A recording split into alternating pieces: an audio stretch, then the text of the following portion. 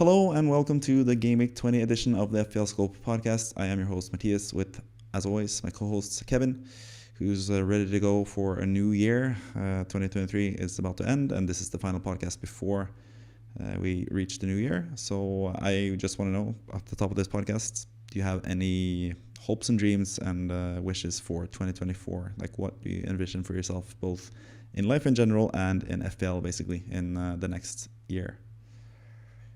Yeah, I guess with FPL crack back into top 100K like I know I can do. It's just been a quite off year in terms of FPL with a lot of unpredictability. A lot of the players that I pick like 6 weeks later end up being good.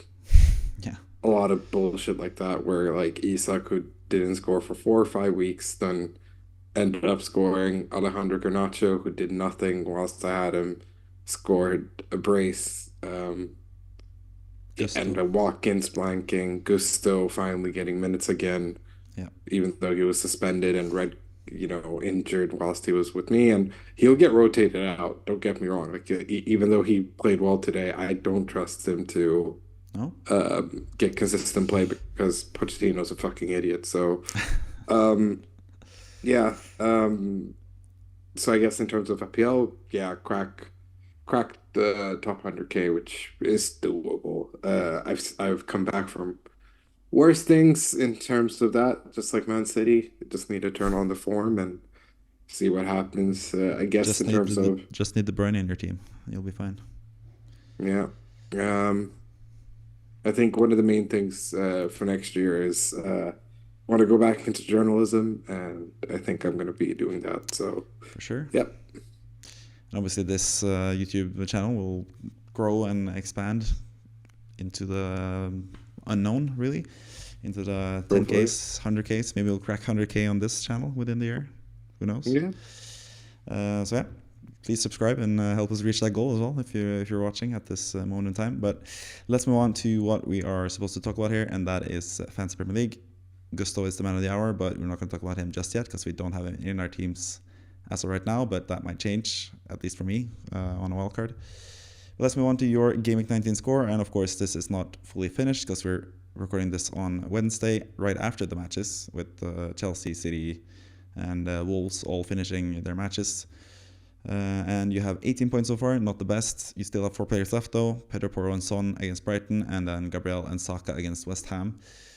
Some decent fixtures left, or some decent players left at least.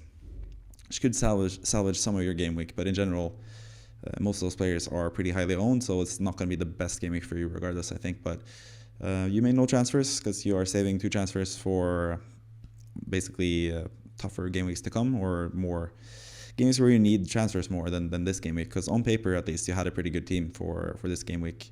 It's just Newcastle that can't help themselves, it seems like. So in general, what happened this game week? Are you happy about, or do you still stand by the decision of doing 0 transfers, or do you wish that you had done something differently, or what's the thoughts? I mean, Simicas to Gusto is one of the things we discussed off stream. Obviously, Trent was another one, but that would have required minus, so would it have really gained me anything? Yeah, Not really. So there were conversations like that, but at the end of the day, I stood by the team. On paper, it looked good. Trippier and Gordon against Nottingham Forest, who were Chris Wood, the guy that they got rid of, who sucked, and they basically only bought him to make sure Burnley got relegated. Ended up scoring a hat trick. It's just unbelievable. yeah, They just played so bad. Dan Burn was awful yeah. in the game. Tough to see. Trippier was not much better, and I thought, just generally speaking, Newcastle were just in complete disarray. But specifically, Burn was getting absolutely outdone by Alanga and Chris Wood. So when Chris Wood is turning into prime R9 and doing the Messi versus Bayern, Boateng switching the body feints and stuff like that, it's over. So I am done with Newcastle assets for now. Their matches don't get any easier going forward. So my plans going forward will replace them with teams that have better fixtures. So goodbye. Thank you for the massive amount of points earlier. Gordon, you fucking troll, get out of my team. Other than that, can't complain. This was bound to happen. I feel like, generally speaking, unless you happen to have Trent and you happen to have a bunch of defenders that do well, I'm not too bothered by this because I think for next week my team looks even better. Ollie Watkins at home, it's there's going to be a lot of different factors into why things will go better. But I think the main thing that gives me a lot of freedom is the fact that Holland is potentially out, and Yeah, it seems like he is out because Pep wouldn't say that if he was in contention to start. So yeah, I reckon I've been saved by not having to uh, bring in Holland straight away. Does that mean that I have got a bit of a headache? Like, do I bring in Julian Alvarez? Do I do this? Do I do that? We'll have to wait and see. But I think at the very least, I can fix up some of the um, Simicas and Tavareses of the world and just get some decent players and maybe wild card early, depending on how things look. But I think next week will go much better than this week. yeah. I think so too. But especially seeing as the week hasn't gone that well so far. But yeah, you have a lot of good options still. I think Nkunku. I mean, Chelsea looked a lot better with Nkunku in the side. I think he's going to play going forward as well. Didn't get the points this time, obviously, or sadly for you at least. He was benched or not benched. He was subbed off before they got the penalty. Because they got a penalty that Madueke took and scored, and Nkunku would definitely have taken that penalty if he was still on the pitch. So yeah, a bit of unlucky stuff there as well. And just Gordon in general, as an Everton fan, you already had bad feelings towards Gordon, but he's just been terrible for you in FPL. Like, you had him and he wasn't that good. You sold him and then he became amazing. And then you brought him back and then he's been really terrible since that again. So yeah, Gordon, I get why you want to get rid of him, even though personally I would still just like bench him basically and just keep him for now because you have other bigger things to fix, especially your defenders, your bench, Chimicas and Tavares, for example, Trippier, who you could downgrade, or you could potentially also bench him as well. But yeah, I get why you would want to get rid of those guys. But yeah, we'll move on to your plans pretty soon. Or not pretty soon, but towards the end of the podcast at least. Let's first go to Kimo's score for Gameweek 19, the third member of the FPL Scope podcast, or founding member at least. He has 21 points, but he has also slightly better chances of getting more points in the games tomorrow on Thursday, because he has Son as captain. He stayed away from Salah captain, and that was a wise decision, it seems like, because Salah again blanked. Salah's been really disappointing in general lately. Just gotten a lot of low scores, but now he's about to leave for AFCON anyway, and he faces a really, like we've just mentioned now with Newcastle, a really bad Newcastle team next week at home at Anfield. So I still think it's worth it to keep him for one more week, especially seeing as Haaland is still out, it looks like. And that also is good news for Kimo, the fact that Haaland is out, because he also brought in Alvarez this week. Alvarez got 8 points, scored a goal from a penalty, was nearly saved. Like, Pickford was so close to saving it with his feet, but Alvarez managed to get his goal finally from a penalty, and that's why he's sort of a good option still, because he's the main number 9 striker for City, and he takes penalties, so that helped him get 8 points. Same as Solanke as well, scored a penalty. Finally for Bournemouth, they got a penalty. They haven't gotten a penalty in 16 months before now or something crazy like that. So good for Solanke, who's in all of our teams. Apart from that, not that many points for Kimo either, but still a decent game week in terms of having Son as captain. Still to go. Hasn't been a high scoring game week in general, so having 20 and 18 or 21 points for Kimo and 18 points for you, it's not that bad this game week, because most people don't really have the best game week. So yeah, it's not the end of the world this game week. But yeah, Kimo's team. You mentioned Alvarez in. Is that something you mentioned you're considering that as well? Who Yeah. would that be for, if that's the case? Would it be Watkins, Solanke, or Nkunku? Because you have those three, and personally, I think those three are fine to go forward. I would not dwell around with Alvarez personally, but I don't know. I'd probably maybe go for Foden instead, but well, who knows? I mean, I could get Alvarez and Foden in if I get rid of Solanke and Gordon for exactly 0.0. Do I get rid of Solanke when he's on red hot form? Probably not, but Yeah, if I'm already considering wildcarding straight away, which I am at this point because I feel like my team just completely fucking sucks and I have to address certain things, Um, might do it, but I doubt it. But Sheffield United at home is such an easy game. I don't buy the hype. I think they're gonna get absolutely thumped by City, especially after getting such a feel-good win against Everton. They did not look that good in the first half and then completely switched it on, and Pickford did possibly like one of the worst clearances I ever seen. So yeah, I think City are going to be on a big bounce. Alvarez getting a penalty goal is good for his confidence as well. I reckon he'll look a bit sharper, and I Yeah. think a game against Sheffield United should be a pretty decent result for them, and they could run riot. So I don't know. I feel like it could be one of those sort of games. However, do I really get rid of Solanke? Yes, it's Spurs away, but that shouldn't Spurs without hinder him. Romero, without Van de Ven.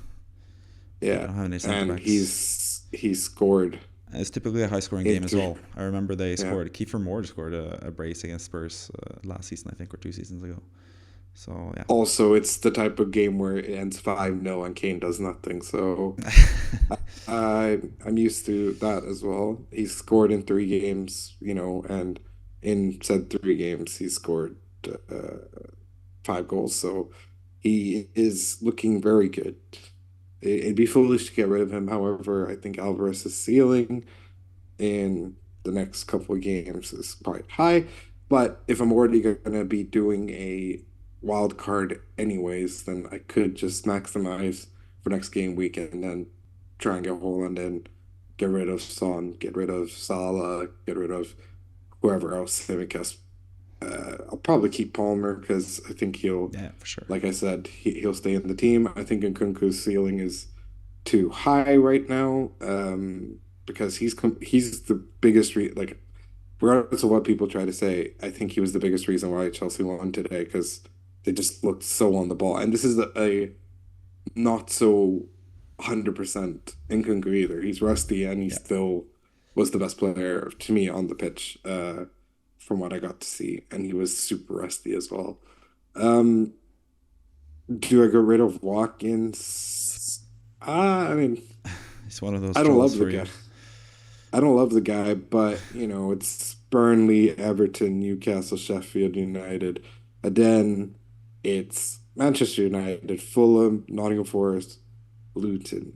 So he looks solid for the next Yeah. 7 weeks, to be Really completely good game. honest. So Really good fixtures for him. So, yeah, I mean, even though he did fucking yeah. like I promise you, he was dog shit, invisible against Man United, but. Yeah.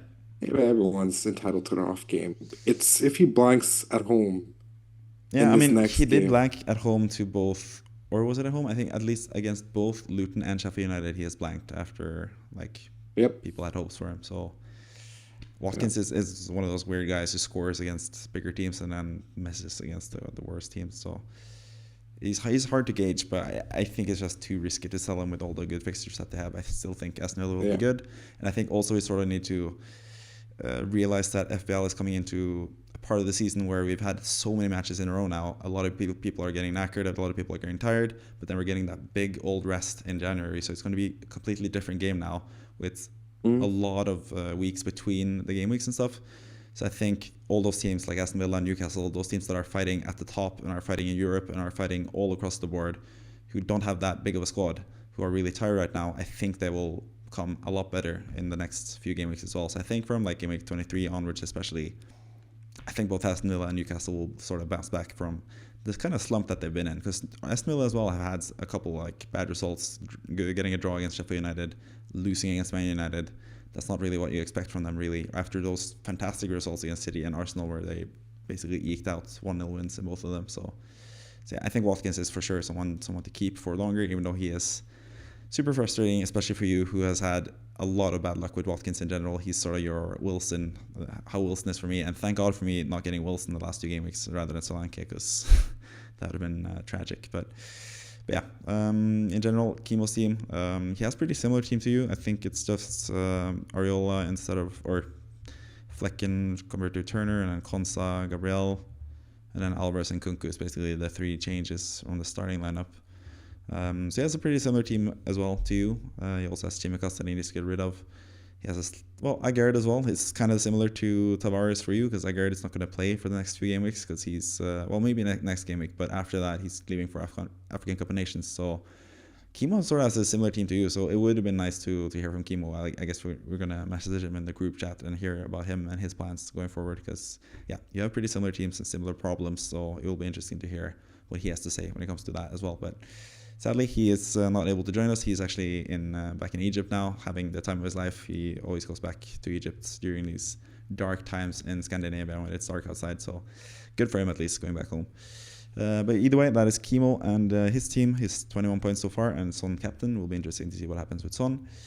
Let's move on to our predictions from last game week. And again, this game week is still going on. We still have 2 more matches to go: Brighton against Spurs and Arsenal against West Ham on Thursday. But so far, we have had 4 correct results out of the 8 matches that we have so far, so 50% on that. I also managed to get 2 correct scorelines, with Burnley-Liverpool being 2-0 and Chelsea-Crystal Palace being 2-1, which we both got because you got a correct scoreline as well.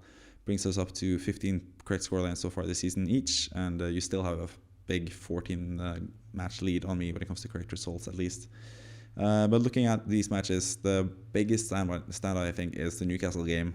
With the loss for them there. We both expected them to win 3-0 and they lost 3-1, which was super crazy. We already talked a little bit about them though, so maybe we don't really have to say too much more about them. But apart from that game, what else has stood out to you this game week? Because this has been slightly more predictable game week than the last game week, where most results were kind of interesting. Man United Villa, I guess, would be the most interesting results. What do you make of that in terms of both Aston Villa and Man United and their seasons going forward now? Is that sort of a turning point for both of them? Is it for one of them? Is it for neither? I don't think so. I think it was a bit of an anomaly, as Aston Villa had the chances to make it like 4 or 5-0 if they put them away. Ollie Watkins blanking says a lot about what sort of was the Mac picture, that it required then Donker and McGinn, was it? Yeah, like free kick. Fluke free kick that went in. So, yeah. So I think Manchester United have done these sort of wins this year. Brentford being the one that I remember the most similar to this sort of win, where they just dramatically did it. I'm very happy for Rasmus Højlund, because I think he is one of those players that's gotten a lot of flack, even though I think he's a lot better than people give him credit for, especially in the Champions League. He's shown that, if you can score in the Champions League, yes, they went out and stuff, but if you could do it in possibly the biggest stage in Europe, you could do it in the Prem too. So happy for him and all this type of stuff. But yeah, it was a bit shocking in that regards. Yeah. Especially considering going down 2-0 first. Yeah. Like 2-0 was looking good for both predictions in that regards, because you thought that they could score more, obviously, with the 3-0. And yeah. I thought Man United could at least score, and yes, they did. They scored 3 times, which is pretty fucking crazy. And there were so many tweets like, "Oh, do people really think that Man United will score 3 in the second half?" And that's exactly what they fucking did. Yeah. So fair play to them. I think another one that really bugs me is that we weren't a little bit more higher up on Wolves after how their win against Chelsea. Because Brentford haven't done anything lately, so we should have been bad. Yeah, should have seen that. So coming. We should have been a bit. I think we both said that we prefer Wolves as a team, but just Brentford had the home advantage, and that's why we went with Brentford. I think that's what was our reasoning for that game. But yeah, definitely Wolves are a much better team than Brentford currently, with Mbuemo out. Tony's still out for one more game week, but he's coming back for Game Week 21, which is going to be interesting. That is also a potential wildcard thing that could help you. It depends on the double game weeks and stuff. But yeah, I agree with you on that. But going back to the Man United Aston Villa game, you mentioned Højlund now scoring, and Garnacho getting two goals as well. Huge for him. Are you interested in any of those assets, Man United? They have some pretty good matches coming up. They have Nottingham Forest away, Spurs at home, Wolves away, West Ham at home, Aston Villa away, Luton away, and Fulham at home. and then they have City away, but Like, but then they also have Everton and Sheffield United at home after that as well. So at least on like the FDR, like the fixture difficulty rating on Premier League, they have pretty good matches. But I don't know. Looking at the matches individually, 2 away matches to Forest and Wolves seems a bit difficult. Spurs at home seems a bit difficult. I don't know. I'm not completely sold on Man United myself, and I don't think they've turned their season around. I do like Garnacho for 4.7 though. He was someone that I considered mightily back in Game Week 16. I went with Hong instead, which ended up paying off as well this week, thankfully for me. But any interest in someone like Garnacho for 4.7? Is he someone you would target on your wildcard? I mean, I had him. Yeah. I mean, I had him and got rid of him because Man United are too inconsistent. I mean, he says everything that I brought him in. When did I bring him in? I think it was Game Week 16, actually, when I thought about bringing him in. Yeah, at home to Bournemouth, where they lost 3-0. Then he did nothing against Liverpool, because of course. Then he did nothing against West Ham when I had already, I think, gotten rid of him. Yeah. And then, of course, against Aston Villa, he just randomly turns up and scored twice. So, on 2 counters. So, is he in consideration maybe as like a stash option because he plays 90 minutes and, like, it makes a little bit of the headache of who to bench a little bit easier because I could just bench him in the harder fixtures and play him in the easier ones. But then again, he scored in a considered harder fixture because we both said Aston Villa would win. So it might be even more of a headache just adding him into the team. But considering the fact that we have players like Salah and Son going away, yes, I could bring him in and that'd make Haaland a much more attainable player to get because Son would be turned into Richarlison and Salah would be Garnacho, which would mean that Watkins or Alvarez or who do I actually have? It's not Alvarez, Solanke. Yeah, Solanke will probably become Haaland at the end of the day, which is weird considering the fact that most people would probably suggest for Nkunku to be that, but Nkunku is 1,000% the player Solanke wants to be. So yeah, and also like Chelsea's fixtures, I think Luton, Fulham, yes, Liverpool sucks, but that's Liverpool without Salah, and then Wolves, Crystal Palace, and without Endo as well, who's been really, really good for them lately. Yeah. So like Chelsea from maybe week 25 onwards is when I get rid of Nkunku and switch it up a little bit because from 25 it's City, Spurs, Brentford away, Newcastle, Arsenal. So from 25 to 29, it's not looking good, bro. Yeah. But if by then Pochettino is like on a roll, then it completely changes my perspective on things. But knowing Pochettino, he's gonna get sacked before or by the end of the season. Yeah, there's a long while until those game weeks as well, like Game Week 25, because January is so long. That also like could help you with the wildcard. You could have all the double game weeks and stuff in order and all the postponed fixtures in Game Week 26 in order. So it will be a lot easier to navigate the game weeks from Game Week 21 onwards. Once we're past Game Week 21 basically, or Game Week 22 onwards. So I think a wildcard, maybe not for Game Week 21, but maybe for Game Week 22 or 23 could be good because you're also going to need to get a lot of double game week players from potentially both Liverpool and City. They might get a double game week at the same time in Game Week 25, which would give you a massive advantage if you could have all those players at the same time. But that is definitely something you could consider. But I would hold off a little bit for now with the wildcard at least until we get more like settled news on what's going to happen with the fixtures coming up, because you might end up wildcarding and then having no City players and no Liverpool players for those fixtures. You probably would have City players if you wildcard now, but still, we're going to get into the wildcard pretty soon as well. But let's go to the predictions for next week first. And we can go through the games that we disagree on, and we have a disagreement already in the first game, Luton against Chelsea. I just think Luton have been really good at home, and they've just given a really tough game to pretty much every single team they faced at home this season. So I think, pretty much, especially the big teams. So I think, I think they'll nick a point here. Like, they have been really resilient lately. They beat Sheffield United after going down.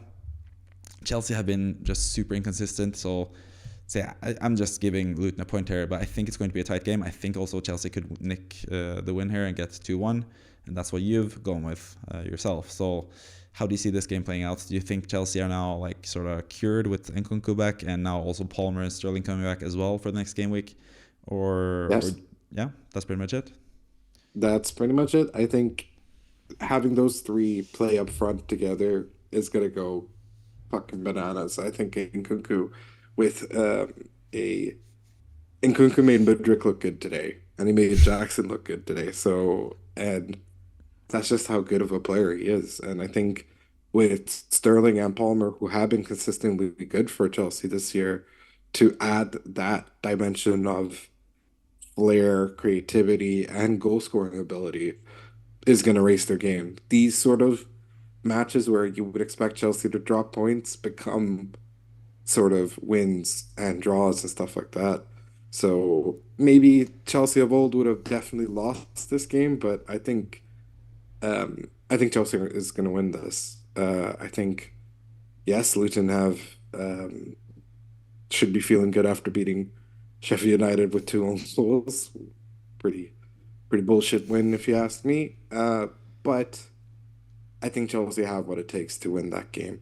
I think Nkunku is just that big of a difference maker, and he made like a thing about like, oh, I didn't get to play 90 minutes and stuff like that, but 3 points is all that matters. I can't wait to keep building on this, and I think he's gonna end up having a special season regardless. So yeah, I still back Chelsea to win. Yep. I think it's pretty clear that you love Nkunku at this point. So, so yeah, Yeah. you think he's going to get the winner then? If you have him in your Yes. team? Yep. Yep. Will be fun to see. I think it's going to be an interesting game as well. I think it's kind of a fun, like, early game. It's sort of like a, I don't know, interesting game in general, I think. So I think it's fun for that to be the early game. Then next up, we have Aston Villa against Burnley, and we're both gone with a huge Aston Villa win still, because, yeah, they have looked worse recently, but they are facing Burnley, and we both expect them to beat Burnley. Even though Burnley beat Fulham now 2-0, so maybe it's going to be a bit closer than what we think, but I don't know. I just think Aston Villa have so much more firepower than Burnley, so 3-0 I have gone with. You gone with 4-0. Any small comments about the game? Do you think it could be closer, or do you think it's going to be just a thrashing, basically? I mean, I thought Burnley looked good in flashes against Liverpool and could have easily had they had better players. Because I think Company's style of play is so suitable for like we sort of told him not to take the Spurs job, but I kind of wish he did because the style of play he wants to do with these Burnley players just don't work with Burnley, unfortunately. They just don't have the right quality. He is much more big brained in terms of the style of play he wants to do. Some of their counters are so brilliant and stuff like that. And that's not down to the players doing individual brilliance. It's down to the tactics. I can tell that this is how he's tactically set it up for these players to sort of go with the ball and how they should cut in and do drill passes and stuff like that. So it's interesting to see, but I think you can do that in the championship when you have the championship sort of caliber players and you're playing championship caliber players. But when you're up against the finest in the Premier League, no, unfortunately. And I think Aston Villa kind of want to bounce back after a game they had pretty much for 60. I don't remember exactly when Man United scored again, but or at least scored the sort of consolation goal that ended up being the leading up to a win. They need to win this if they really want these top four Europa League spot that they've been gunning for. And, credit to Unai Emery, 0 winner. And I think he'll keep it going. And I think he's going to absolutely thump Burnley. But could I see Burnley scoring in the game? Yes, because I think Aston Villa defensively are shocking, as we saw, because they can see 3 goals. Yeah, I mean, they are susceptible to concede a lot of goals, Villa, but yeah, we're both gone with a clean sheet for some reason. So let's see if it happens.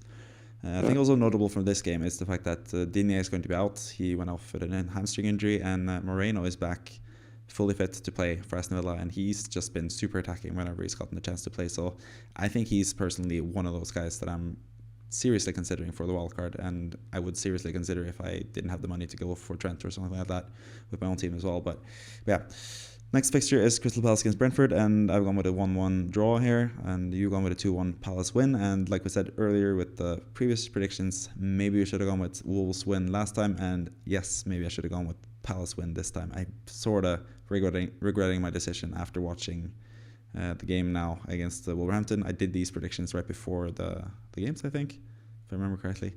And we did these individually as always. So yeah, you have a 2-1 win for Palace. Palace in their own right haven't really looked that impressive. They did almost get the draw against Chelsea, but again, it's Chelsea, not the best team, and they also sort of didn't deserve to get a point from there either. So yeah, what do you make of this game? Do you think it's going to be a tight affair? Do you think Palace have just better players in general now, or what made you go with Palace as the winners in this game? Yeah, I mean, the fact that Michael Olise and SA are now, back to being fully fit and stuff, I just felt that they're too much for Brentford to handle without Mbeumo and Toney, Yeah. who are clearly missed in the team. So, Mm. unfortunately, I've not been sold on Brentford all year, but wouldn't surprise me if Mopai scores a hat trick just to ruin Crystal Palace's day. So, um, but that being said, I think it could even be like a riot. It could be like an easy 3-0 win for them because I haven't been the biggest fan of Brentford all season because they've been just so inconsistent. I don't know if it's Thomas Frank's fault. I don't know if it's the sort of players. I just fucking hate Flecken too. Yeah, that's true. I'm so tired of Flecken after having him in FPL, personally as well. Next match is Man City against Sheffield United, and as expected, we both think Man City will win this quite easily. I have a 3-1 win. I think it's just like the standard Man City win at this point. They have more than enough firepower to score 3 goals, but they don't have De Bruyne or Haaland for this game, most likely. So I think they'll just ease off and just quite easily beat Sheffield United and concede a stupid goal like they always do. That's my thought process behind the 3-1 result. You have 4-0 for City, so you think they're going to just completely trash Sheffield United, who have been looking better lately, to be fair. But you don't buy it, like I said. No, No. I just think City, like people were like trying to call for Pep's resignation and stuff. Like I've been seeing such really stupid Twitter takes from City fans and from just critics, and them being like, "Oh, is this the end of Pep Guardiola?" Like he'll probably still end up winning the Premier League, and winning a game like this helps towards that. So that's why I think it's just going to be a comfortable win. Um, I think they comfortably dispatched Everton today. Um, and I can't remember for if I did the prediction before the game or during the game, but like, especially after seeing the Everton game, Bernardo Silva back to his sort of brilliant self, Foden, Big Phil looking good, Rodri looking good. Alvarez kind of looked like shit, to be honest, but scored Yeah. the penalty like he always does. Not the best penalty either. Um, but like a lot of things were clicking. Guardiola looked good when he came on, and yeah, I just think generally speaking, City are starting to look like themselves a little bit, and I think a good way to get into that form without Erling Haaland, this is like a winnable game without him. So Yeah. I think they're going to win comfortably. I'm not bought on Sheffield United considering the fact that winning against Luton would have completely sort of changed their mindset and stuff like that. But now, instead of winning the winnable game, they're now going to have to try and win a not so winnable game. So I think the shit's going to go tits up for them, to be honest. Yeah, fair enough. You did actually do the predictions after the games because I the first thing I thought was the fact that Okay. Everton had just lost. This is why you've had them losing now against Wolves as well. But like you mentioned in the previous results, Wolves actually are kind of better than we give them credit for. So yeah, I don't really begrudge you for going with the 2-1 Wolves win against Everton. But I've gone the other way. I've gone with a 2-1 Everton win. I still think Everton have what it takes. We've seen Man City, they basically destroyed Bournemouth during Bournemouth's run of form now as well. They beat Bournemouth 4-1 in the middle of that, and I don't really think the City result is indicative of Everton going forward. I think Everton are still going to be fine, still going to be good. So I've gone with a 2-1 Everton win, but I think it's going to be a tight game. It could go either way, really. Neto is back now for Wolves. He came on, I think, in the match today. Hwang had to go off, sadly, with an injury, but he managed to get 2 goals for me. So thumbs up to Hwang Hee-chan, handsome Hwang, as I call him.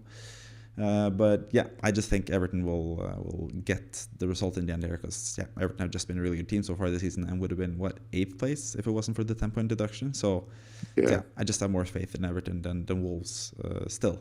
But you got with a 2-1 Wolves win, the opposite results. Why is that? And why do you give Everton any chances of winning the game? No, of course I do, because I think there's no shame in us losing to Man City at the end of the day. The fact that we almost could have beaten them is indicative of how the season has actually turned around. Yeah. However, Wolves are really good at home, and I think a lot of people seem to forget that, and they beat a lot of the bigger teams that, hey, if we're placed 8th in the table, we're considered a big team, so that's why I think they'll beat us at home. I also think Decore being out is a really big miss for us. Yeah, so definitely. If Decore had played this game, I said we would win. But because he's out, I think I'll give it to Wolves simply because um, they've been good at home, and they've gone to some big results. I mean, they beat Chelsea 2-1 as well, and looked pretty comfortable win as well. Lamina's been looking good. Sarabia's been looking good. Cunha's been looking good. Obviously, Wang's been a little bit on and off, but he scored a brace today. So fantastic it second goal remains today. It remains to be seen how long he's out for. But yeah, I mean, we have 2 strikers who can't score currently, and a midfield that's actually done pretty well. So Yeah. I could see it going either way, to be honest. And I think that's very indicative of what we predicted. We don't predict a draw, we predict either team to win. And I think that's fair because they beat us last, because that was one of the first few games of the season this season. So and they won with a Zaza goal. Wasn't that Which the is time where very you got a disallowed goal as well? Yeah, Tarkovsky? and a lot of bullshit. Just a lot of bullshit that went against us. Premier League corruption already from the start. Yeah. And which is why I think we could totally beat them as well, because we have that in mind, and that was such a bullshit result. And obviously this is the sort of game we have to win to stay up. But unfortunately, I just think Wolves are strong enough at home, and with Pedro Neto back as well, it's going to be a bit tricky. Yeah, I think so too. It's going to be a really difficult game to predict, but it could go either way, like we both sort of made a point out of now. Then we have more of an agreement when it comes to Nottingham Forest against Man United. I think both of us sort of feel the same way when it comes to Man United against like a weaker team. They're going to nick it and get like a 2-1 win, and that's what we both gone for, 2-1 win for Man United. Yeah, it will be interesting to see if Man United can build off of the Aston Villa win. Also be interesting to see what Nottingham Forest looks like, because they've looked slightly better now, at least. They beat Newcastle 3-1 at St. James's Park, which is a huge result, with Chris Wood scoring a hat-trick and stuff under Nuno Espirito Santo. So maybe it will be a tougher game than what we expect from Man United. But yeah, we both gone with a 2-1 win there. What do you make of Nottingham Forest so far under Nuno Espirito Santo? Like, they've looked pretty good, decent. Yeah, I think they're very unlucky in the first game with the red card for Bowley. So Yeah, and almost managed to draw against Bournemouth still with only 10 men. yeah, and I think Morgan Gibbs-White looks so much better under Nuno, because Nuno's a fun attacking coach in that regard. So I think Nuno could easily get a decent result here, but unfortunately, I think Man United will be off the high with that big win, and I think defensively, Forest are still a bit shit, to be honest. Yeah. I I do think Alanga will want to go ham against United, so I wouldn't be shocked if Forest get a famous win there. But I just think Man United are going to be riding off the high of beating Aston Villa in such dramatic fashion and stuff, and I think Forest are just defensively a bit shocking. So unfortunately, if Alanga goes ham, Nottingham Forest will win. If Yeah. he doesn't, unfortunately, I don't think they have what it takes because it required Alanga to really unlock their defense and stuff like that. And obviously, Chris Wood did really well. Don't get me wrong, Yeah. but Alanga was pivotal in that win. So if they somehow manage to, which I think they should play Wan-Bissaka against him, and then Yeah. For sure. yeah, I think it could be wraps. So yeah, um, but I wouldn't put this game as a draw. I think either team could win, but I predicted a Man United win. I stand by it. Yeah. Fulham against Arsenal next, the first game on Sunday. And we both have a pretty easy Arsenal win. I have 3-0. I don't think they're going to concede against Fulham, but Jimenez is back now, I think. So maybe they will concede. You have Fulham scoring 1 goal and it being 3-1 for Arsenal. Anything you want to say about this game? It seems pretty straightforward to me that Arsenal are going to win this game because I don't really trust Yeah. Fulham that much, even though they just recently, like only 2 weeks ago, won 5-0 2 games in a row. But yeah, things change quickly in Premier League. So yeah, what do you make of this game? Fulham Arsenal. Yeah, I think it should be a comfortable win for Arsenal. I do see like a Jimenez sort of Willian, some of these um Premier League cult heroes sort of maybe show up, or like a Wilson showing up and therefore conceding a goal. I could see Leno having a big game against Arsenal as Yeah, well. He tends to do that when they play each other again. Uh, but yeah, I still think Arsenal, if they have any aspirations of winning the league, A, got to beat West Ham tomorrow, and B, have to win this game too. So, yes, it's 2 London derbies, one home, one away, but I think they'll grab the 6 points. yeah, fair enough. Don't really think we need to dwell more on that game, to be honest. Next game Hmm. is kind of more interesting and more unpredictable, I think. Spurs against the Bournemouth. I gone with a 2-2 draw. I can't really separate these teams at the moment. I think actually, if I would have to pick a winner out of this game, I probably would go with Bournemouth, just because Spurs have so many injuries still. Romero's now out for a couple of weeks now as well. Van de Ven is still out. Madison's still out. It's Son's final game before Asian Cup. Yeah, Spurs just have a couple of issues, and Bournemouth are just red hot currently. So, but I still think it's going to be a pretty even game. I think it's going to be a high-scoring game. We both think that basically from this game, because there are two teams that really want to attack and pressure the other team. So, I think it's going to be a really fun game in general. I'm going with 2-2. You're going with 4-2. Massive Spurs win. Yeah, what do you make of Spurs in this fixture? And yeah, who's going to score the goals, do you think, for Spurs? Yeah, I think it's going to be one of those Richarlison, Kulusevski, Son situations. I think all of them are in such good form lately that that's why I think this is the sort of game where I think Spurs um, enjoy teams that like to attack, if that makes any sense. Yeah, Like Liverpool's a bit of a bullshit example considering the fact that Spurs got robbed. But Arsenal. when these sort of teams, Man United, Liverpool, teams that like to attack and don't want to sit back and do low block and all this sort of crazy West bullshit, Ham. I think Spurs like to sort of go on the offensive, and I think Richarlison's form has been spectacular. Son's been great. Kulusevski has looked really good too. Like with the trio doing so well, I think it just might be a bit too much for Bournemouth. I think Bournemouth have been spectacular lately. I mean, they've gone some big wins. Solanke's just look like he's trying to do what Calvert-Lewin did by making like the England squad and stuff like that.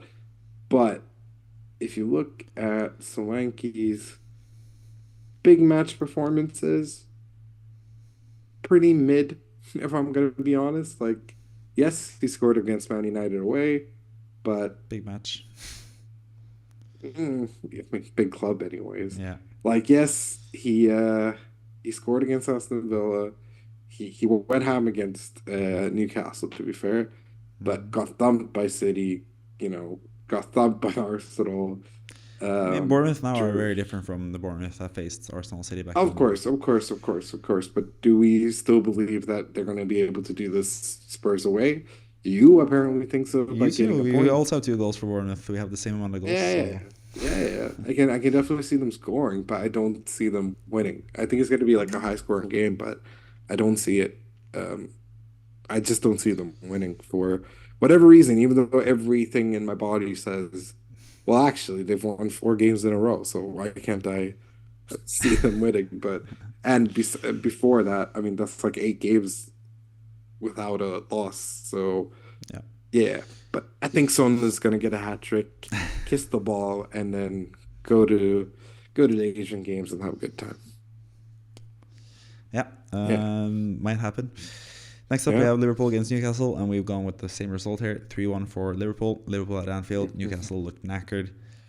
I think it's pretty much just a straight up game like that, and that's why I'm sort of happy to keep Salah this week and happy to captain Salah this week as well, because I think he's basically waiting for a chance like this against a supposed big team who are going to try to win the game still, Newcastle, but they're going to struggle because they are just super tired at the moment. So yeah, 3-1 Liverpool seems like a really fair result here. Yeah, you go with the same thing. Any other comments when it comes to this game? Like what do you see from this game? Yeah, I mean, oh my God, if Byrne gets to play left back again, and this time he's gonna Salah. face Salah, like yes, he can outmuscle him, but if it goes to a long ball to Salah, he's fucked. So Yeah. yeah, unfortunately, I think as much as I want Liverpool to lose every single game in the Premier League, it's not gonna happen, and I don't think they're gonna lose to Newcastle. But Alexander Isak proved me wrong. Score a hat trick. I don't care that you're not in my FPL team. I just want my fellow Swede to do well. So if he can shock the world, go ahead and do it. But it's not going to happen. Yeah. Fair enough. And the final game on the Tuesday of the 2nd of January in 2024, West Ham play Brighton. And usually West Ham struggle against Brighton, but earlier this season we beat them 3-1 in a pretty nice convincing fashion. And now Brighton are just like completely depleted with Mitoma out now for this game as well. Adingra's out for this game as well, and March is still out. Estepinian is actually back, so he's probably going to play this game. That's going to be a huge boost for Brighton, I think.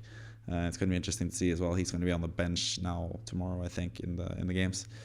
So that might help them a little bit, but I think West Ham are in sort of a decent moment in time. They are not playing the best football, I guess, but they are getting some really nice results and are actually one of the best like form teams in the Premier League, which seems really strange. If you ask a West Ham fan, there's a lot of people that are pretty unhappy with David Moyes right now, even though we're still we won our group in the Europa League, we're in the top 10 in the Premier League and quite comfortably so. But yeah, I think West Ham just have what it takes to beat Brighton in this game, but it could be a pretty tight affair as well. And Brighton usually have the upper hand against West Ham, so it remains to be seen. But I know what you feel about De Zerbi and the praise that he gets. So yeah, you're going with a 3-1 West Ham win here. You seem pretty convinced that West Ham are going to win this game. Why is that, basically? Serbia's dog shit. No, I just think Lucas Paqueta has been in really good form. Amazing. I think he gets because a lot of the things he's been doing is assisting. So a lot of people sort of uh, he flies under the radar because Kudos is making all the headlines, and rightfully so. Don't get me wrong, I love Kudos, but I think it's crazy that you have Kudos, Bowen, and Paqueta all performing really well. So Yeah. that's why I think they're going to combine and go for a crazy win. And I think defensively, been a bit shaky, bruv. Yeah. It's a bit Fair. unfair.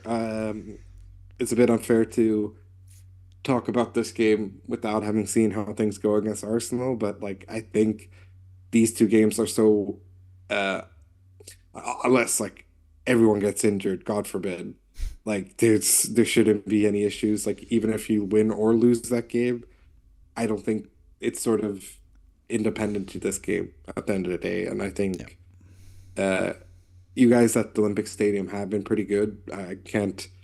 How many losses have you guys had at the Olympic Stadium? Cannot think of that on the top of my head.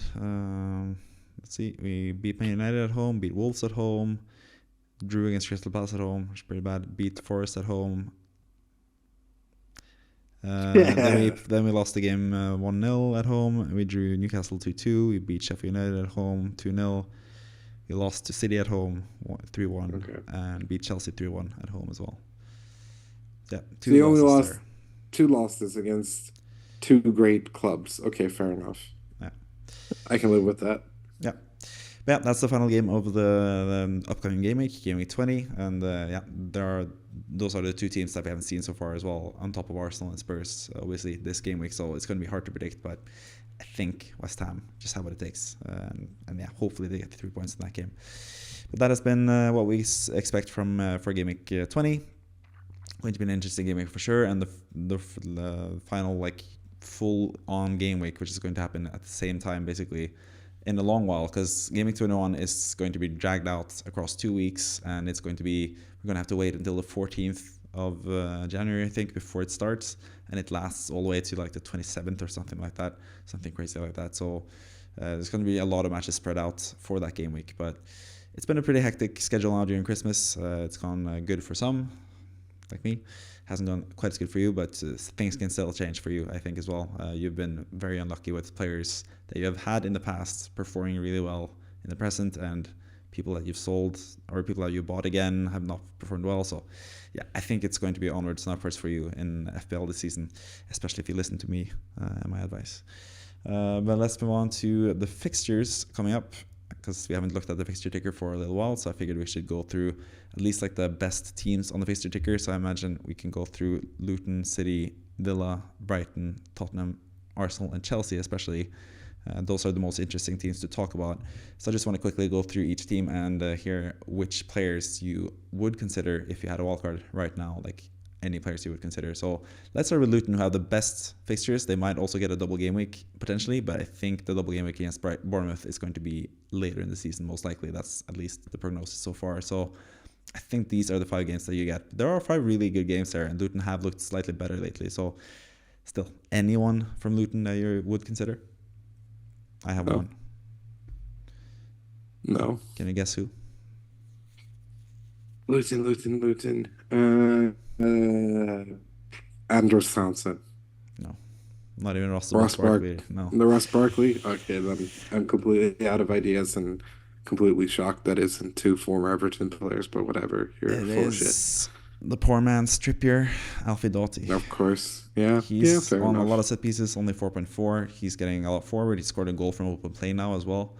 I think he's just like a really good enabler, and especially with the fixtures that they have. I just wish he was a bit cheaper. Like if he was 4.0, that would have been perfect around that price. He would have definitely been in consideration, because I think there are a lot of good like 4.0 type of defenders now. So he's not in my wildcard currently. I am wildcarding in Game Week 20, but he is actually in consideration, at least like slightly on the precipice there of getting into my team. But yeah, for now, not so much. Let's move on to a much better team in Manchester City, and they are a pretty interesting team because not a lot of people have City assets currently. Some people have Alvarez, and that's pretty much it. Some people have held on to Haaland as well. Not too many though. I think like about 70% of like the engaged like Twitter FPL users have sold Haaland at this point. But City, some absolutely fantastic fixtures. Sheffield United at home. Newcastle away is not the worst fixture either in Game Week 21, even though Newcastle will get at least a couple weeks to recuperate now before that game. And it's going to be at St. James's Park, so it's still going to be a tough-ish game, but yeah. After that, they have Burnley at home, and then Brentford away, and then Everton at home again in the reverse fixture in Game Week 24. I think the whole Game Week 24 is actually a reverse of this past game week. Yeah, pretty much. But City assets. Haaland is obviously still injured. De Bruyne is still injured. You could mention them as well, potentially. I think they're both going to be back from at least Game Week 22, maybe Game Week 21 as well. Any other City assets that stand out to you, whether it's in goal, defense, midfield, attack? Who would you target from Man City currently? Yeah, it's obviously Big Foden. Yeah. So Big Phil Foden. Phil Foden 100%. I think he's Pep had a lot of praise for him. Phil Foden had a lot of praise for Everton. So if you give a lot of praise to Everton, I think you get a lot of praise from me. So no, but I think Phil Foden looked really good in the game, and I think these last 2 weeks or 2 matches he's looked pretty good. And I think especially with the 3 home games and with the Newcastle team that's looked pretty shaky anyways, and Brentford, who have been pretty shaky too, I think he feels like such an automatic lock. I think Julian Alvarez, obviously, until the minute Haaland comes back, Julian Alvarez is gone because the minute De Bruyne and Haaland is back, I don't think Alvarez stays in the team. Yeah. I think Bernardo Silva's looked pretty Yeah. interesting to me.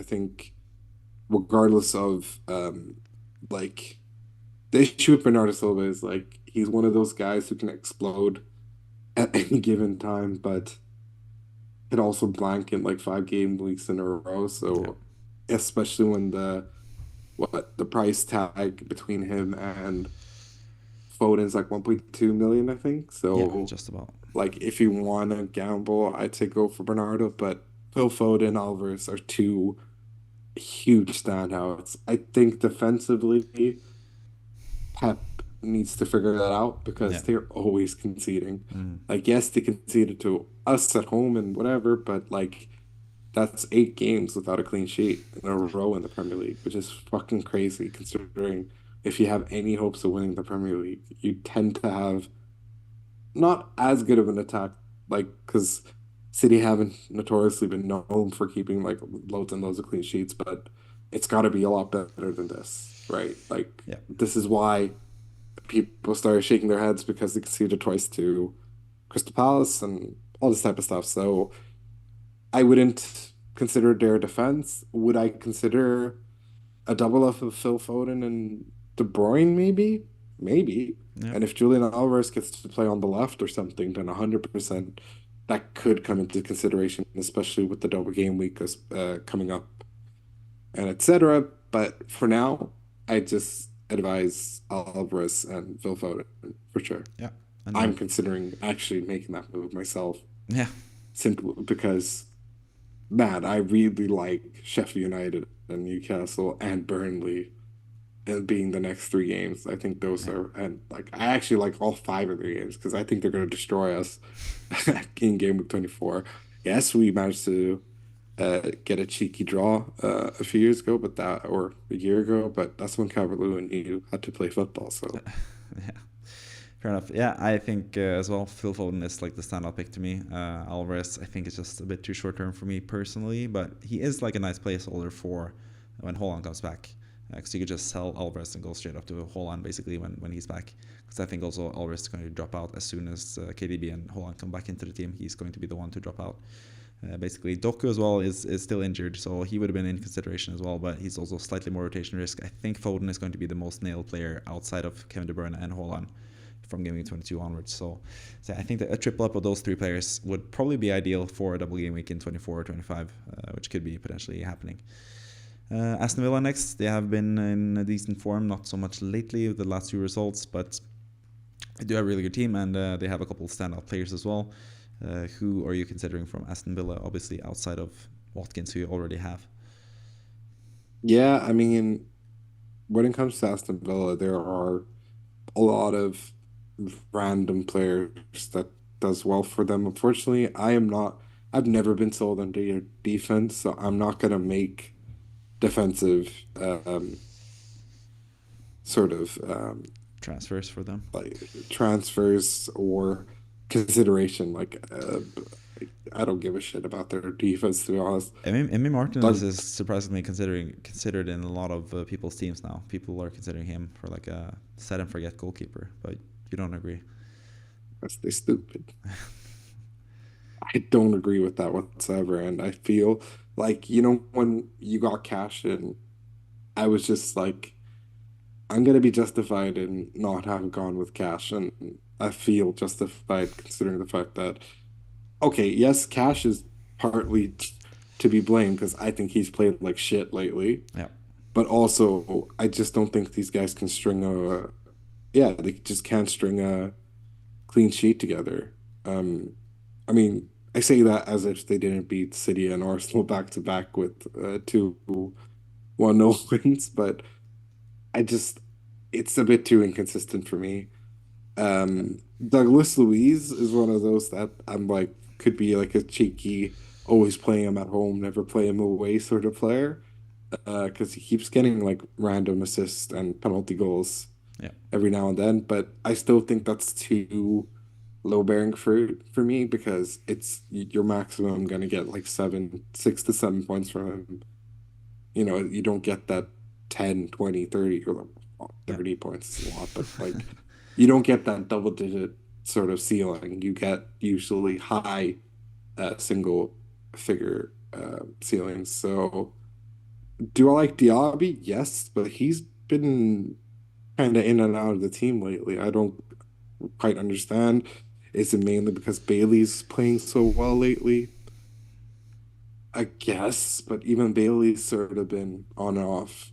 I'll be Yeah. honest, like for me, it seems like Watkins, Diaby, maybe Douglas Luiz are like the real shouts. Obviously, went into detail about why Moreno could be a good shout, and I think Moreno's a wonderful left back, but I need to see how he comes back from the injury first before I make a decision of bringing him back because pre-injury and all this, he would have been like one of those guaranteed starters and all this type of stuff. But lately, or in by guarantee starter, I mean yes, guarantee starter for Aston Villa, but also someone I heavily consider for my fantasy team. But currently, I kind of want to wait before I make a decision on that. But also, I just don't think defensively they're good enough.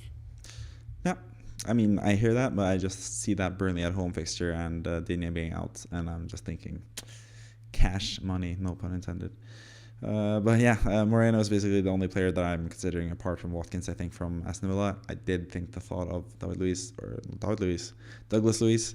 At least he has gotten 10 plus points twice this season, and one of them was against West Ham, 15 points from getting 2 goals. I don't think that's going to happen that much. We watched that game in Barcelona, I remember. But yeah, basically Moreno. I would potentially consider Konsa or Pau Torres as well. I think they are sort of okay defensively. I don't think they're as bad as you make them out to be, but yeah, I think it's mostly Moreno and Watkins for me. Brighton is the next team, and they obviously have a lot of injuries and stuff. They haven't really been at the best form, but they do have a lot of good fixtures, and especially after Gameweek 24 as well, they're going to have several more really good fixtures. So for the long haul, they actually have pretty good schedule. But even without injuries to Mitoma and Adingra, they would have lost them to Asian Cup and African Cup of Nations as well. So any standout players from Brighton, would you dare going with someone like Joao Pedro now that there are basically no one left to play apart from him? Pascal Gross has been amazing for quite a while now and has been like a solid FPL pick for a long while. Estupinian's obviously coming back from injury now. He's going to be on the bench tomorrow against Spurs. Any players from Brighton you're considering, or are Brighton just a no-go for you with the Serbi's rotation and their lack of form? I think for me, I would target them from game week 21 onwards, because from 21 to 28, they have decent matches here and there. Like, I think Wolves, like, yes, I am pretty much saying West Ham away is a hard game, which is why I avoided saying next week. So I'm smiling. Game like Wolves at home, Luton away, Crystal Palace at home, Spurs away, Sheffield United away is should be pretty easy. Everton at home, well, we know what happened last time. Fulham and in Nottingham Forest. Like I feel like that's the time to target them. I feel a bunch of these players will be coming back. So personally, I wouldn't go too heavy on the Brighton players right now. But in terms of looking forward, Estupinian 100%. Yeah. I think João Pedro is too good Yeah. to not be playing for them, and obviously he's a pen taker as well. I really like Evan Ferguson as well, but Mm. like he never gets to So strange. like he just keeps getting rotated out the team. Pedro's good enough to play at left wing, but obviously with Mitoma, it's hard to play both of them or play a two striker system because the Serbi's a fucking asshole. So I think Juan Pedro seems like a pretty nailed choice. I like Ferguson as well, so if he starts getting minutes again, definitely him. I would also say Pascal Gross lately. I think he's looked good. You know, he got a 9, 0, 12, 7, 1, 7, and then has to play against Spurs, where I bet he'll blank, but then we'll go ham against West Ham. So He's a option too, and Adingra is what out for a while. So Yeah, yeah, man. Like, and I don't even want to talk about Ansu Fati. So uh, yeah, I feel like yeah, it makes this sort of headache of these players a lot easier because there are standout choices from them, and Estepinian, Gross, Juan Pedro are the main ones, I would say, and then Ferguson too. I think Ferguson's really good, but man, he never gets consistent 90 minutes, which he should be getting at his young age. yeah. And next up, we'll just basically go with all three London clubs in a row: Spurs, Arsenal, and Chelsea. Which players stand out to you in these three teams as well? Like, who are you considering from these teams? I mean, I already have Pedro Porro and Son, but that's going to be Saka, Pedro Gabriel. Porro. Yeah, You have a lot of players from these teams actually. yeah. So I'm obviously have Pedro Porro and Son, which will probably become Pedro Porro and Richarlison down the line. Arsenal, I'm gonna stick with Saka pretty much all season at this rate. Uh, Gabriel fucked me over last week. Of course, he's like, Kevin, I'm gonna score against Liverpool. I'm like, oh shit, I benched you. So obviously he scored. So and he's always been a offensive threat. So thankfully for Gabriel owners, he scored. I like the looks of him, just generally speaking too. Chelsea. Nkunku 100%. I already have Palmer. Probably gonna add Gusto to the mix as well. So I think those are the viable options. I think Sterling is a good option too. Man, I'm starting to look at Mudryk being a good option because I think Stop.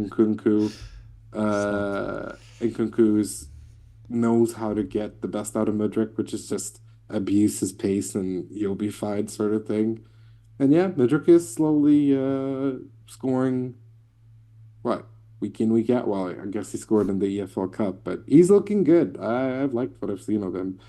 Will he start when Sterling's back? Probably not, but if he keeps playing, the goals will come. We knew that he's a talented youngster for a reason, Yeah, so I think he could be like an outside shout. With Spurs, obviously Kulusevski is a good outside pick. Brendan Johnson looks pretty decent too, yeah, but like I think with Richarlison being 6 point whatever, playing as striker, but is listed as a midfield. Because I hate FPL and how they oh well, Aubameyang's a winger, so therefore he should play. He should be a midfielder in the game. Fuck off! You guys just don't seem to know how players are positioned in the game. So, um, yeah. So I think those are the options I'd pick from those teams. yeah. I think they were expecting Kane to be part of the team, and then he just went off to Bayern. And then now they have two strikers who are listed as midfielders in Son and Richarlison, but they're going to change that for next year at least. So, yeah, we'll see what happens with that. But yeah, that's basically the most interesting teams: Palace, Wolves, Fulham. I don't know, West Ham. I'm interested in Bowen, of course. Areola potentially as a goalkeeper for a cheap price. Other than that, Liverpool obviously have some decent fixtures coming up as well. I think the Newcastle fixture is better than it looks on paper because Newcastle is usually a tough fixture, but in this game week in particular, I think it's going to be slightly easier. So Liverpool is actually a team that we could also talk a little bit about. Salah is leaving, obviously. So is there anyone in the wake of Salah? Apart from Trent, is obviously like the main guy to get currently from Liverpool, but offensively from Liverpool, are there anyone that you would consider now that Salah is leaving for AFCON for a couple of weeks? If he stays injury free, which he never seems to do, the Portuguese piece of shit. But Diogo Jota, Yeah. I've always rated him. I think he's a brilliant player, and he always fucking scores, the Yeah. annoying prick. Darwin, fuck off. Never again. He's just too inconsistent to really rely on. And then when he does score, it's like a goal of the century. So, um, really frustrating. I really like Luis Diaz too, but it remains to be seen a little bit more of his sort of positioning and stuff like that, and like whether he'll get to play left wing consistently with everything that's going to happen with Salah. I also really like Joe Gomez as just like a cut price option, especially if he gets to play. Um, yeah. So those are my suggestions. I think McAllister obviously is not the same McAllister who was at Brighton. He's getting played at a different position. Yeah. I like Soboslai, of course, but again, I think he's good for Liverpool, but I don't think he's good for FPL because he's not someone who can get the points every single game week. It's sort of like he explodes every 2, 3 games, sort of thing. So avoid. Yeah. Um, but yeah, Liverpool obviously like it looks like it's really difficult games because it's Newcastle. But again, Newcastle, I think 3 points. Bournemouth, I uh, could be a tricky game for them, but I think also 3 points. Chelsea at home, had Salah been playing, it'd be 5-1. Like he could do a stupid celebration and all that shit. But now without him and Nkunku being the best player in the Premier League right now, And Chelsea performing in the big matches as well. They drew Liverpool in their yeah, first match this season, 1-1. and do well away in the top 6 games too. So yeah, Yeah. I could see that being a bit of a difficult match for them. Arsenal away is going to be, especially considering the fact that they weren't able to beat them at home, it's going to be pretty difficult. Yeah. But Burnley, oh my God, that's going to end fine though. Yeah, that's going to be interesting also with Salah, how far he goes in the African Cup of Nations. Because I think if they reach the final stage, I think Game 24 is going to be a bit too early for them. I think Game 25 is when they kind of come back. And then Liverpool most likely blank in Game 26 as well, because they're probably going to reach the final in the Carabao Cup. So it's going to be interesting to see what to do with Salah after he's left for AFCON. Because I think, personally, you could potentially go without him until like Game 30, because he's going to have a blank in Game 29 most likely as well. So yeah, that's going to be interesting, but that's way beyond into the future. Let's talk a little bit more about the now and what is currently on my mind, at least in FPL, and that is a wildcard. I'm currently on my wildcard for Gameweek 20. I've saved it all the way up until now and still done really well without it. Really excited to see what's going to happen with my wildcard, and this is basically currently my suggestion, but I think already, while talking to you right now, I think I have a couple more changes that I would do. Mainly out of the players right towards the end of the section here. Number 12, Richarlison. I'm still a bit unsure about Richarlison. I just feel like maybe try to go for Foden there instead. Like you mentioned, Alvarez and Foden for Jesus and Richarlison. That sort of seems like a smart thing to do, just to have the City options in case their assets take a little bit longer to come back in De Bruyne and Haaland especially, and also that Sheffield United at home fixture. It's just the thing with having Foden rather than Richarlison, because I think Richarlison would be the player that I would bench this game week, because if I have Foden there, I can't really see who to bench. Maybe Solanke against Spurs away. Maybe it would be that. Maybe Palmer against Luton away, because I don't know. That's going to be a tough game. But that's also sort of like a luxury problem I would have with that. But in general, this is my team. The only differences from last time around is actually Pedro Porro dropping out. That's also another consideration for me. Maybe I should just go with Porro rather than Branthwaite or Gusto. I think actually Gusto I'm pretty sold on now after he got the bonus points and played 90 minutes. And they had 2 defensive substitutions which were not Gusto. Both Badiashile and Colwell was subbed off before him. So I'm pretty sold on Gusto now, actually. I think I would bump him up from number 13 now. But in general, this is probably the team that I would go with. Also looking into going from Salah to KDB straight away in potentially Game Week 21 or Game Week 22, depending on when he's back. And Haaland back in Game Week 22 as well is what I'm looking at currently with this squad. In general, I think, just go with your general thoughts, and then I'm going to ask you a couple like versus questions, like who do you prefer out of this guy or this guy that I'm considering in the team. But in general, what are your thoughts about the wildcard team? Any glaring omissions? Any guys that should not be in there whatsoever? What do you think about the team in general? Yeah, I think it's a interesting team. Obviously, the lack of City players is crazy. But that being said, I feel that you've got a really good balance with all the teams, especially going with Bowen, who I think will, of course, still always be a good option, especially with the fact that it's Brighton at home, the Sheffield, then Bournemouth, and those are all winnable games. Obviously, for Man United, Arsenal, it's going to be tough, very tough, but I like the inclusion of him. Palmer, I think, is always going to be a good option, so I wouldn't be so against him in that regards because I think it would have been a different thing. If Nkunku actually took the penalty today, they might have been like, maybe we should keep Nkunku taking the pens. Like, I genuinely believe that. Like, that could have maybe been the changing of the guards because he didn't take it. I think if both play, I think they might allow Palmer to continue taking it until he misses. And he's just shown outside of penalty taking that he still, can shoot and get assists and stuff like that. So, yeah, I like the inclusion on him. Solanke's obviously good. Solanke might be someone you could change, but I don't think so when he's scoring for fun right now. Zeus, big question mark, I guess, and that's why he's dead last, which is Yeah, kind of insulting that you kept him dead last when Dubravka is a motherfucking piece of shit who concedes 3 times to Nottingham Forest. Chris motherfucking Wood. So, um, yeah, I think the very blaring omission is the lack of City players right now. Yeah. Other than that, I think this is perfectly fine. But you would go with Bowen over Charleston then. If I were to include Foden, I think I would go with Yeah. Bowen rather than Charleston, especially for the next 2 fixtures. I think Bournemouth Is that only. because you're biased? It's because of the fixtures, Brighton and Sheffield It's United. because you're biased. I haven't had a West Ham player all season, so. It's because you're biased. Nah, I think Bowen is just a fantastic asset. He is the 3rd top scorer in the league behind only Salah and Haaland, so pay some respect. Richarlison, on the other hand, slight injury doubt always. Like, it seems like he's always off with a knock or something like that. Don't fully trust him. I don't fully trust Spurs without Son and Madison, especially for the Gameweek 21 fixture that they have against Man United away. They have some injuries and stuff. I don't really know. So Richarlison is sort of like, his fixtures could have been better.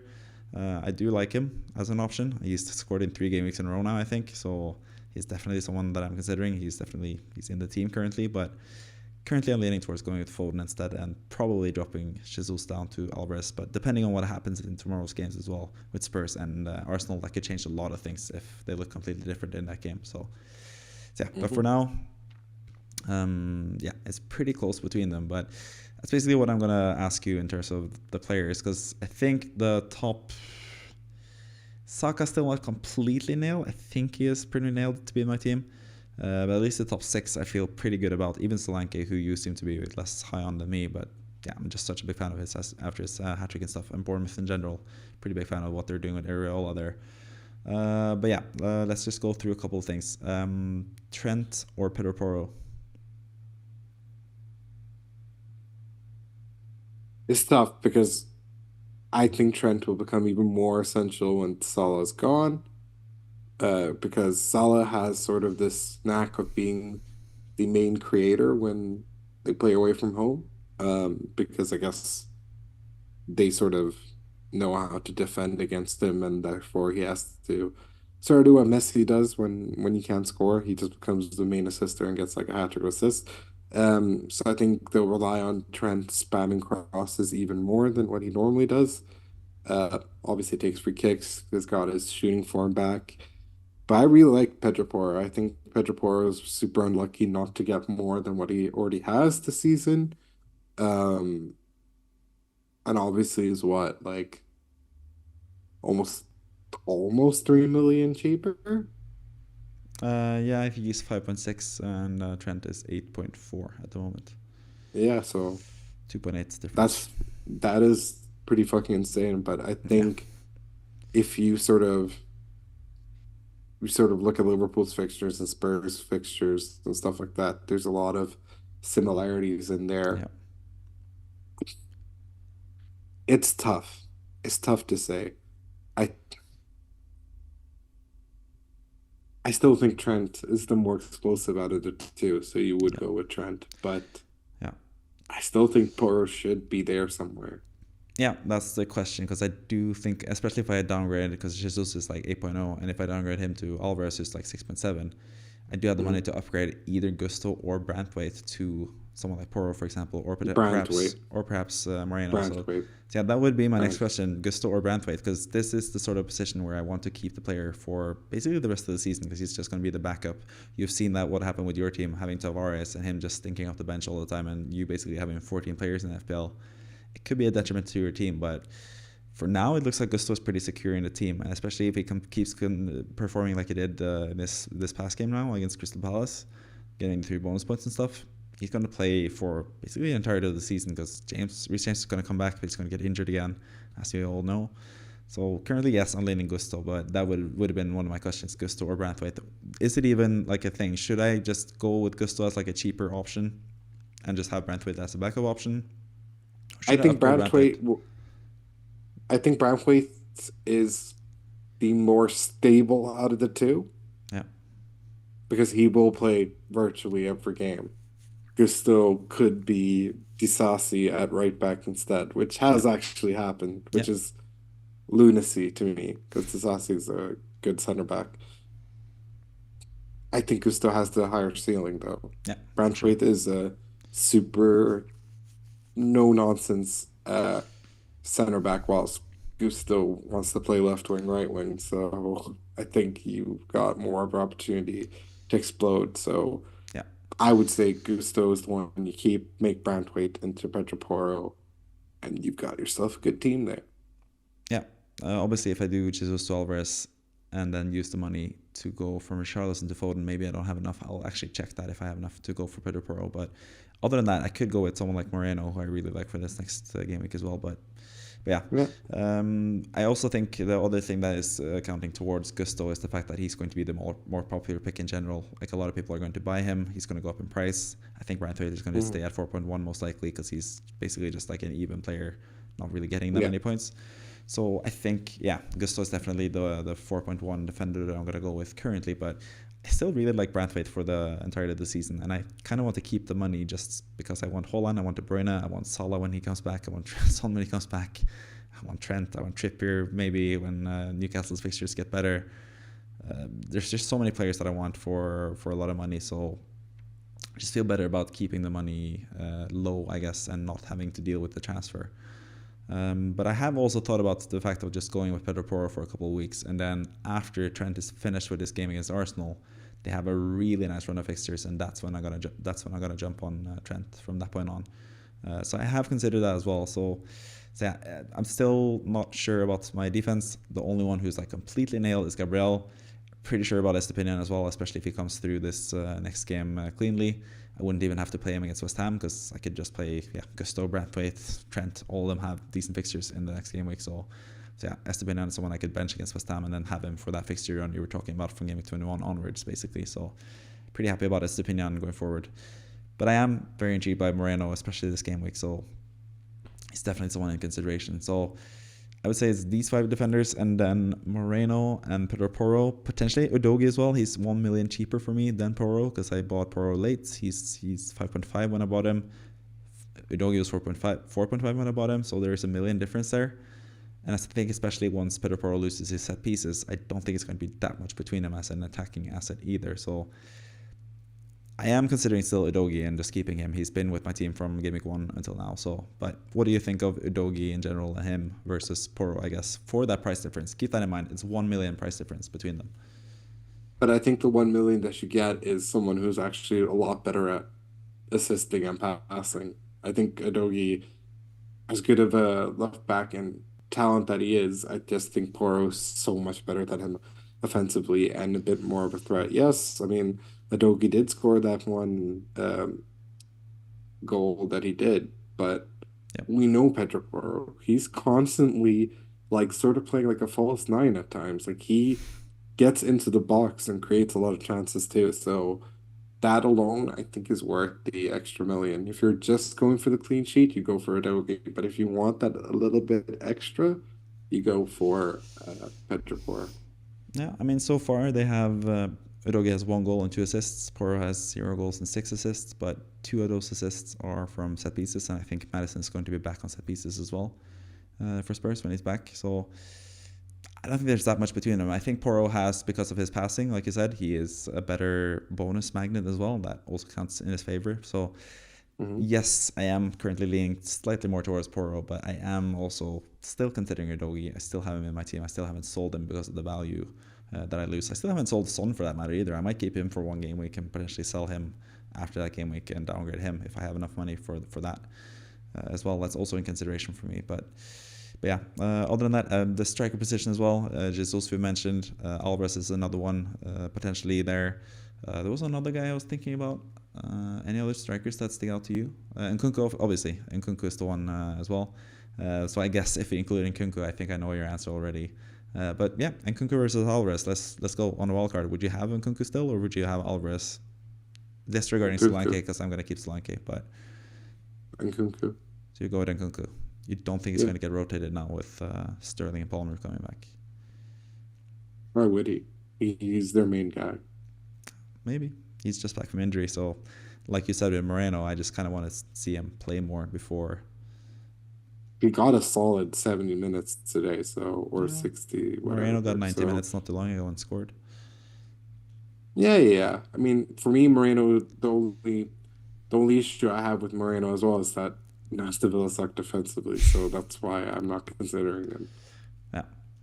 I guess that's fair enough. But yeah, this is basically my latest wildcard. It's a bit different from when I did the wildcard video earlier today as well, because things changed a lot in FPL, especially seeing the likes of Gusto impressing a lot this game. And I'm sure it's going to change a lot after the games tomorrow between Arsenal and Spurs as well. So I'm going to actually record a video on Friday when we also potentially might get some more news, maybe even double game week announcements, because Ben Curlin mentioned something that maybe if they are going to have a double game week 21, which would be crazy, they would announce it pretty soon, because the Game Week 21 is pretty soon as well. So yeah, that would be another like crazy twist if there's all of a sudden the double game week with Man City and Brentford in Game Week 21, with Toney's actually the final guy I want to mention for striker. Is he someone you would potentially consider? Because they do have a pretty good game in Game Week 21 in particular, and especially you also have that potential double game week for them as well. Is he someone that you would consider, or do you think it's another thing with him that he's going to have to play himself back into form after being out for so long? Even though he has trained with Brentford for a while, do you think he's someone that you could bring in because he has Nottingham Forest at home in Game Week 21?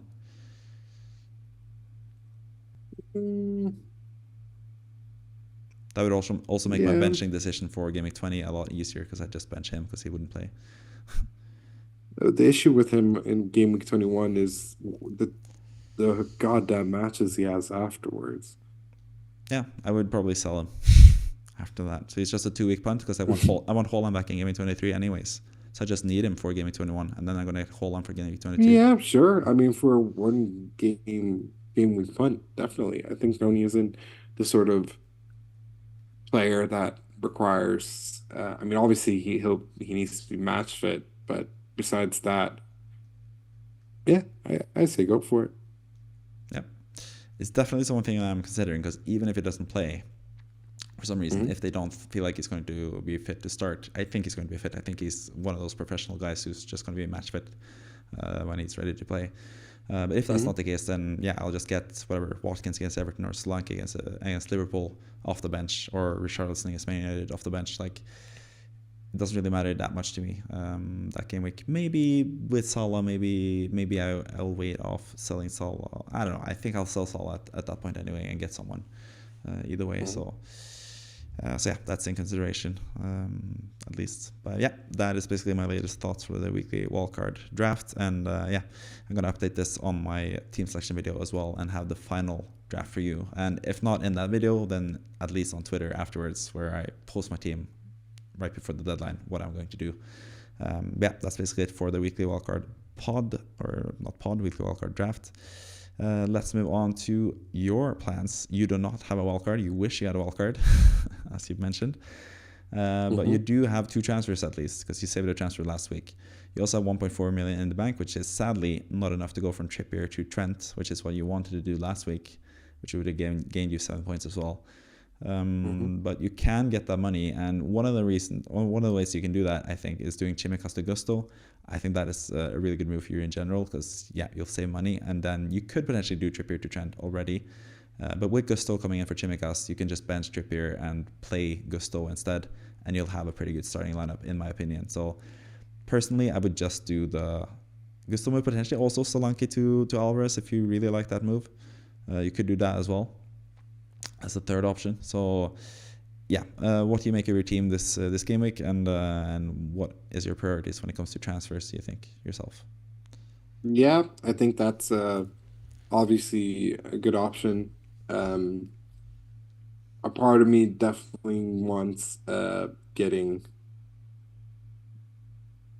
potentially Phil Foden in somehow, and potentially benching Palmer, like you said, for that.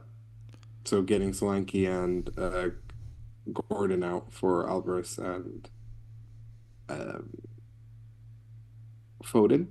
I could do that and just bench Trippier and Do maybe even you go mine.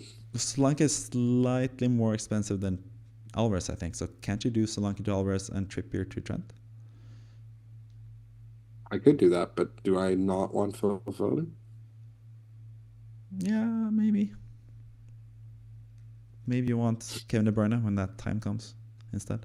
True. But when do we know for sure KDB's back?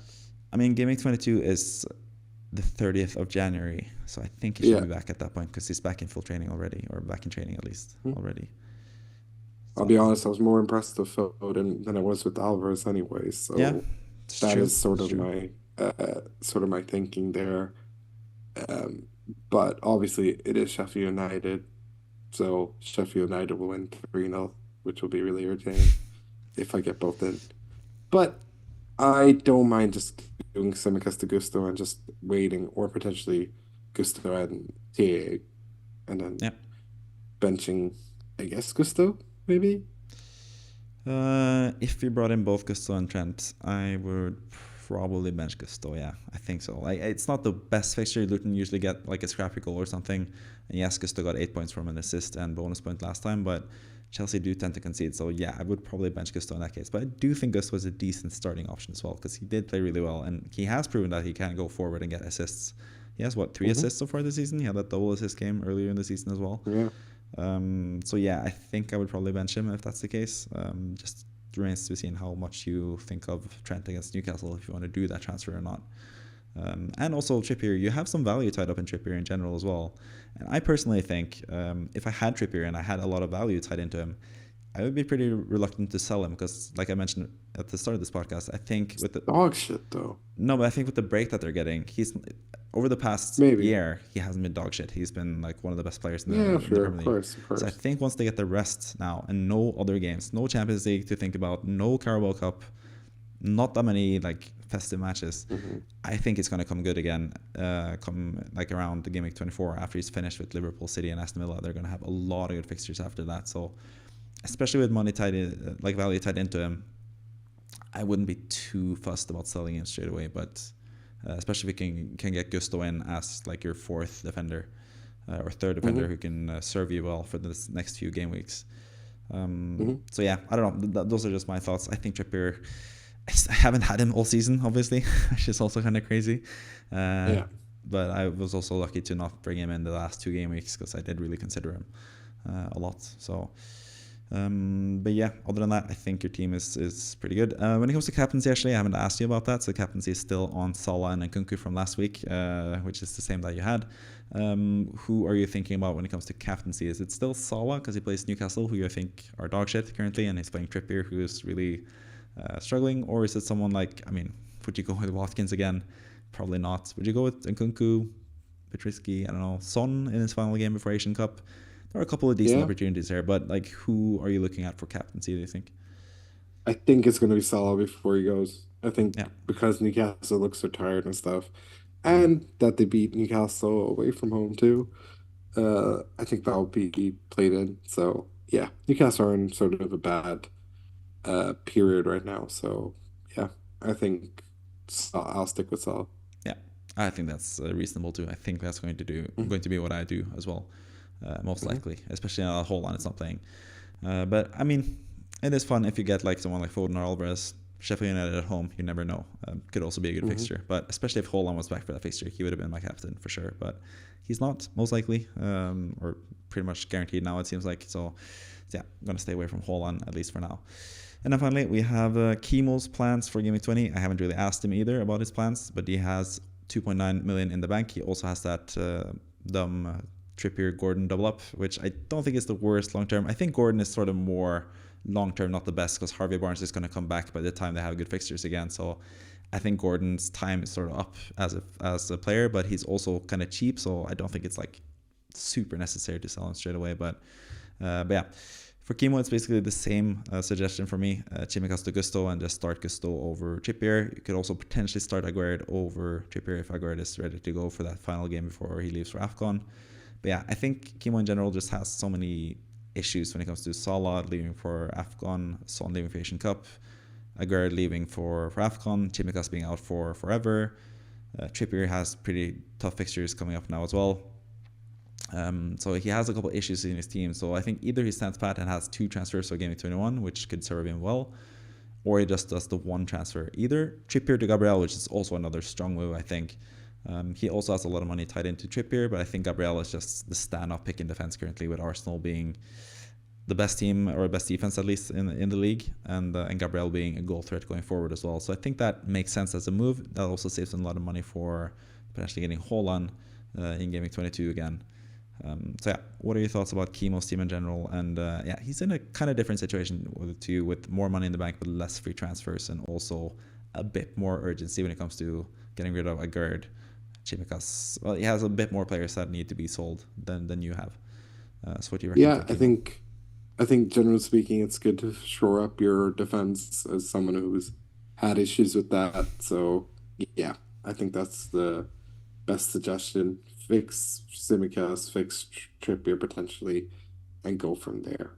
Yeah. So if you had to do one of these transfers, Trippier to Gabriel or Chimicas to Gusto, which one would you do, you think? I think Simicast to Gusto, because I think you could potentially wait with Trippier, like you said, and give it a couple of, maybe even give it until the next game week after that, and just play Gusto first, and then leave it at that. Yeah. Yeah. Fair enough. And that's basically it for Kimo as well. Don't really know what he's going to do with captaincy either, but I did put the captaincy on Watkins just because Kimo likes to go a bit different. He went away from Salah this past game week and it worked well for him, so I imagine he could do something else again. Maybe he'll go for Alvarez now that he scored it as well. I think that is definitely a possibility for Kimo. I think that's not the worst shout in the world either. I think Alvarez playing as a striker against Sheffield United, no Haaland, as we know. City again, looking back to fine form, playing against a pretty weak team at home. I think that's a pretty good opportunity for him as well. So that's definitely something you could consider. So yeah, when it comes to Foden, actually, with both of you guys, you both have Son. You would not sell Son now just because of him leaving Gameweek 22 and get Foden in for Son. That's a better fixture this week and then plays beyond that as well. And you save money for Haaland at the same time. No consideration. I would. Son has easy games. Easy game before he leaves for our Asian Cup. Yep. Against Bournemouth, who are the form team. Yep. Yeah, fair enough. I also think it'll be very dependent on what happens against Brighton, to be honest. Yeah, but it's true. Yeah, that's true. I don't think it's close to a suspension, but that would be nice for me because I'm probably going to leave Son out of my wildcard team just because, I just want to be a bit ahead of everyone else. And I think Richarlison could do sort of the same job. And perhaps even Foden could do similarly on a wildcard, but that's probably not the priority for you guys. But yeah, that's pretty much it for the podcast. We do not have the manager of the week on this podcast. I'm going to do that on the team selection video with myself on Friday. We don't know yet who's going to be a manager of the week, but currently you're looking at him right here because I'm currently with 43 points this game week, which is the most in the FPL Scope mini league. So hopefully that lasts. We'll see what happens. I might be the manager of the week for the first time in the league. But if you guys want to try to beat me in FPL, whether it's for one game week or for the whole season, then you can join the FPL Scope mini league with the league code V9JT0D. And that's pretty much it for the podcast after about 1 hour 40 minutes, but a pretty long one, and it's pretty late. So yeah, I'll leave the last word to you, Kevin, as always, before we wrap up this podcast. So Kevin, take it away. Yeah, fuck Pochettino. He's a utter scumbag. Let Nkunku play 90 minutes. Take care.